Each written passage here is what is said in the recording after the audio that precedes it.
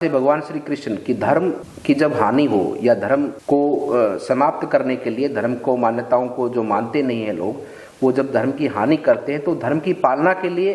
हर एक सीमा को लांघा भी जा सकता है। वो भगवान श्री कृष्ण ने अपने अवतार के रूप में हम सबको दर्शन इस समाज को कराए। और गीता में भी और रामायण महाभारत इन सभी ग्रंथों में यही सब मूल जीवन कैसा होना चाहिए एक व्यक्ति का, चाहे वो सामान्य व्यक्ति हो चाहे वो राजा की गद्दी पर बैठा हुआ व्यक्ति हो, उसी का चरितार्थ और उसी का चरित्र और उसी का जीवन दर्शन उन दोनों महापुरुषों ने, महान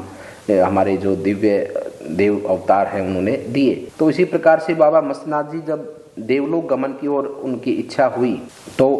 उन्होंने अपने शरीर को अंतर ध्यान कर समाधि के अंदर उस शरीर को लेके गए और लोगों ने माना कि बाबा मस्तनाथ जी की जो है कि एक तरह से उन आम जन भावना की कि बाबा मस्तनाथ जी ने जीवन त्याग दिया। तो बाबा के जो भक्त थे यहाँ पर बड़ी संख्या में उस समय पर एकत्रित हुए और बाबा से प्रार्थना की कि आप तो अजर अमर हैं, गोरक्ष अवतारी हैं और आप इस प्रकार से कैसे इस संसार को छोड़कर जा सकते हैं, जैसे कि आम व्यक्ति इस जीव को छोड़कर जाता है, एक आम व्यक्ति इस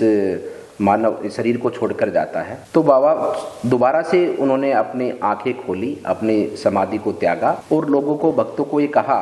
कि देखिए ये जीवन में सबको एक दिन जाना होता है और ये सृष्टि की जो हमारी परंपरा है, सृष्टि जो भगवान ने, ब्रह्मा विष्णु महेश ने सृष्टि की जो रचना की उसके नियम की पालना हम स्वयं भी करते हैं और ऐसा नहीं है कि मैं इस जीव को त्याग कर, इस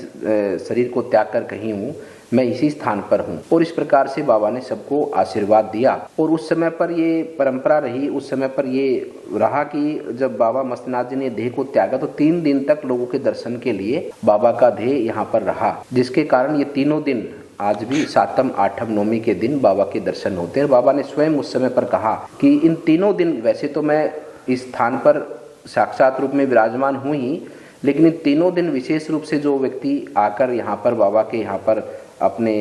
श्रद्धा सुमन अर्पित करेगा, अपनी भावनाओं को बाबा के सम्मुख रखेगा और बाबा उसकी मनोकामना पूरी करेंगे।